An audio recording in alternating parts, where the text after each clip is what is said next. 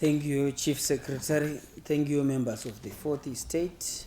The Cabinet considered the review of the 44th SADC Summit, which objectively had a platform to deliberate on the preparatory works, the achievements made, the challenges faced, and the valuable lessons that can be drawn in order to improve future planning in terms of events of that magnitude. This paper was presented by the acting chairperson of the Interministerial Task Force on the preparations for the hosting of the 44th SADC Summit, the Minister of Public Service, Labour and Social Welfare, Honorable July Moyo. Cabinet joins the nation in congratulating His Excellency the President, Dr. E.D. Mnangagwa, on assuming the SADC chairmanship and for successfully hosting the 44th SADC Summit on the 17th of August 2024. All member states were represented at head of state level or other appropriate high-ranking levels. A total of 2,306 delegates were accredited during the SADC Industrialization Week and 3,041 during the summit. The accreditation proceeded flawlessly under the secure conditions. Cabinet is pleased that the scope of works targeted for the Greater Harare area was satisfactory, and this includes the following projects and programs: the rehabilitation of major city roads, the internal and external works on the Robert Gabriel Mugabe International Airport Pavilion, the refurbishment of hotels, the establishment of waterworks to Parliament and to the villas, the installation of many other sustainable power supply solutions, the establishment and expansion of internet connectivity in terms of infrastructure. The SADC Industrialization Week was a resounding success with over 3,500 local, regional and international participants registering for the event, as well as the public lecture which was delivered by His Excellency the President, Dr. E.D. Mnangagwa, at the University of Zimbabwe, which was live streamed. In general, media coverage was well provided and generated the required and expected education and awareness, while other events such as the SADC Tourism Night and the tour of the Geopomona and the Museum of African Liberation were well executed. Both private and public media did a marvelous job. The cleaning and beautification of the city is satisfactory. Cabinet noted that there is need to sustain the momentum created across the board and agreed as follows: that the construction of the new city in Mount Abden be accelerated. Cabinet considered the report on the food deficit mitigation strategy, urban cash transfer program, and movement of grain as presented by the Minister of Public Service, Labour and Social Welfare, Honorable July Moyo.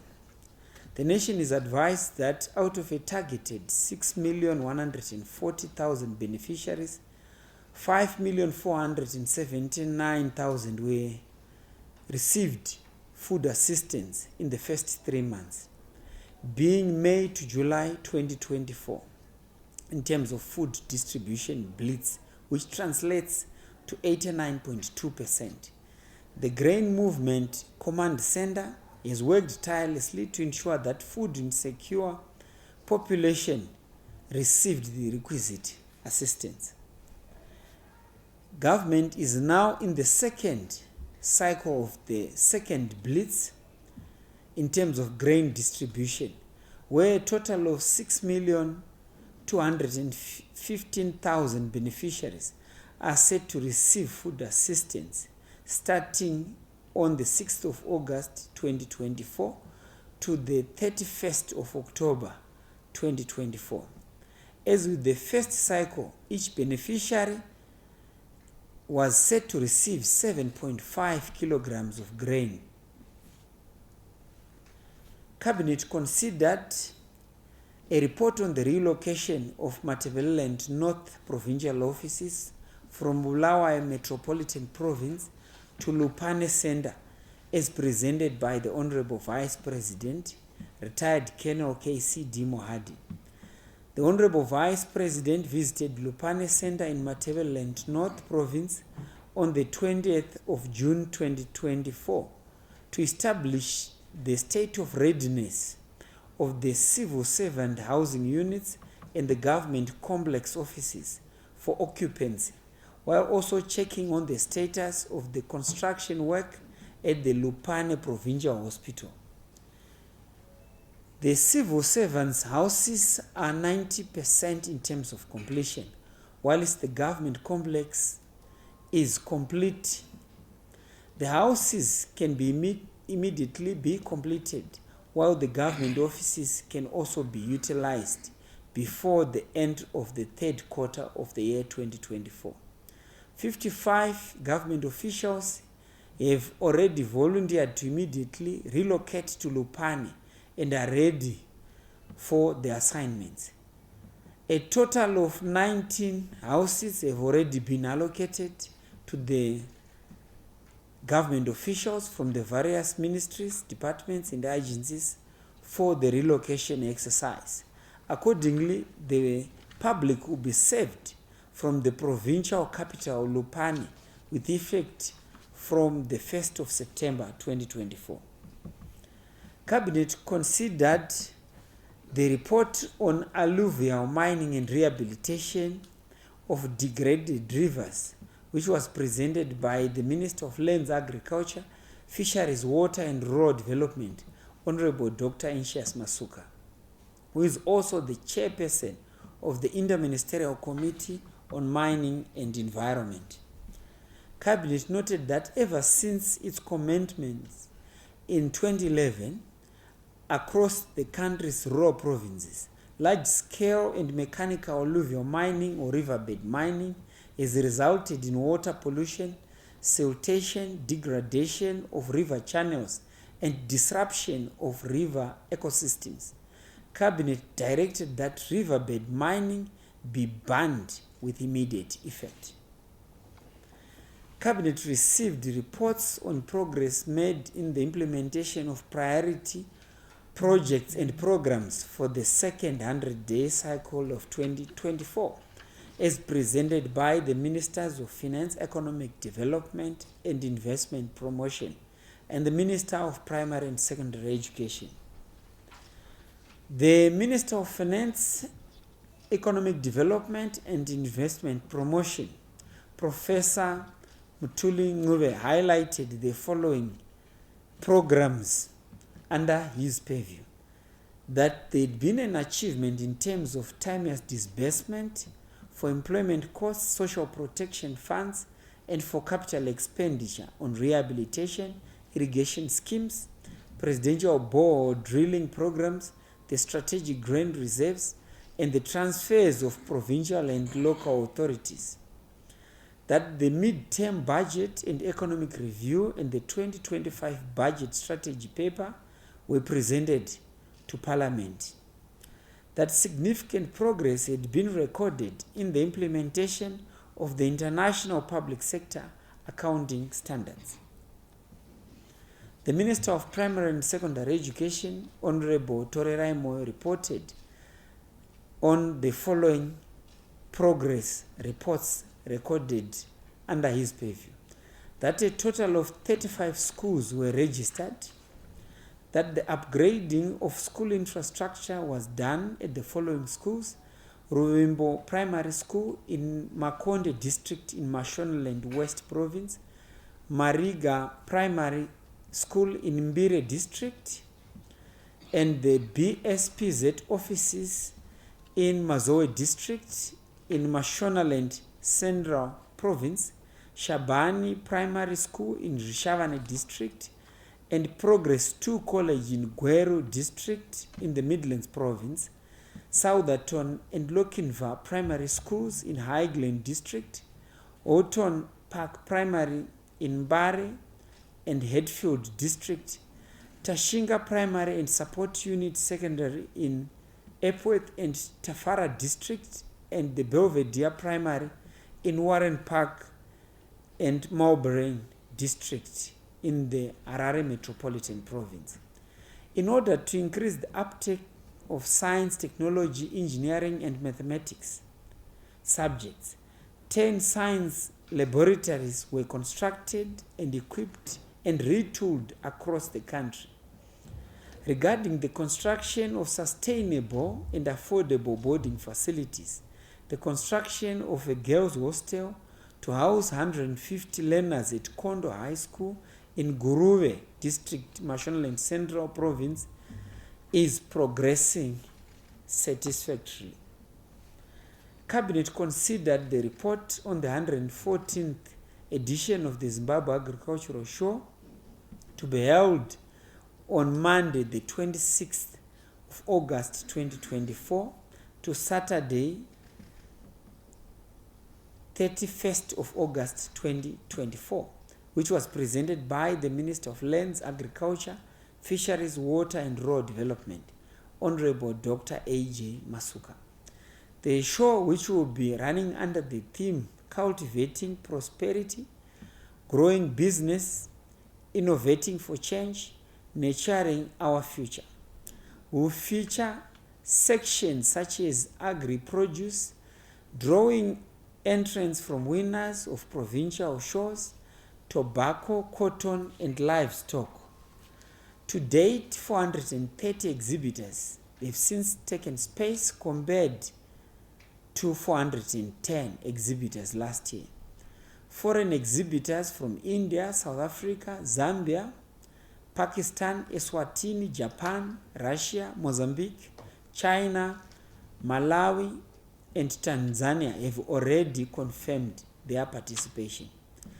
The show will also feature the National Agribusiness Conference, Environmental, Social and Governance Conference, Research for Agricultural Excellence in Dava, and Diplomatic Network Business Conference. In terms of sports and entertainment, musicians and artists have been lined up. Cabinet considered and approved the ratification of the SADC Protocol on the Facilitation of Movement of Persons 2005, which was presented by the Attorney General. The protocol seeks to fulfill the objectives of the SADC Treaty, which requires SADC to develop among member states policies aimed at progressive elimination to obstacles to the free movement of capital, labor, goods and services, and of the people in the region generally.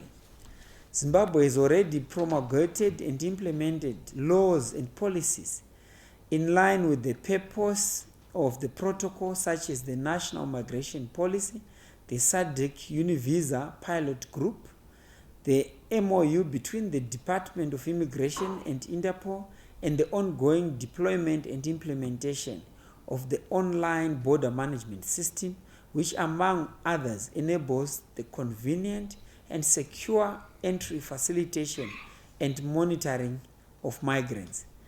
The protocol mandates state parties to ensure that travel is made easy through making passports and travel documents readily available and in acceptable form to the citizenry, and to cooperate in order to harmonize travel across state parties.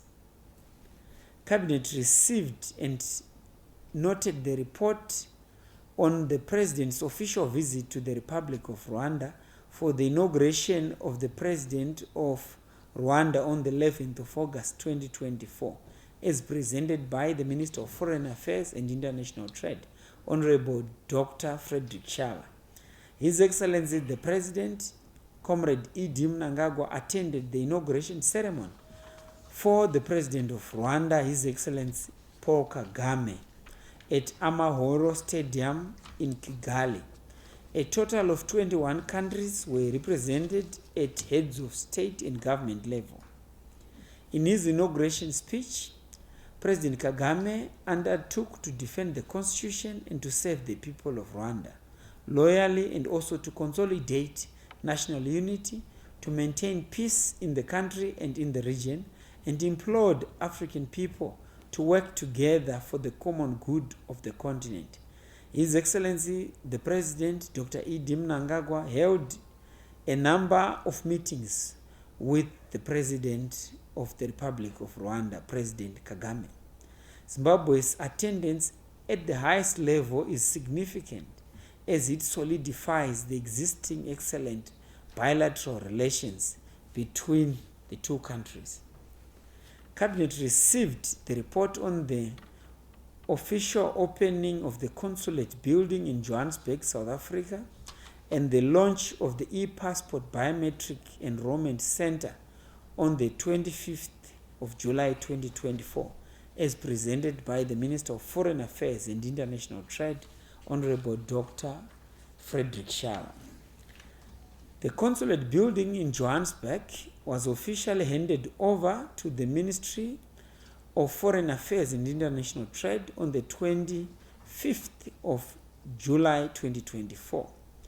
The handover marks a significant milestone of the Second Republic's drive to bring government services close to the people under a decent environment. The handover further demonstrates that government is mindful of the needs of the diaspora community, who equally deserve the convenience that is enjoyed by all Zimbabweans. The e-passport biometric enrollment center was launched on the 25th of July 2024 by the symbolic giving of the Minister of Foreign Affairs and International Trade a replica of the e-passport. I thank you. Thank you very much, Minister.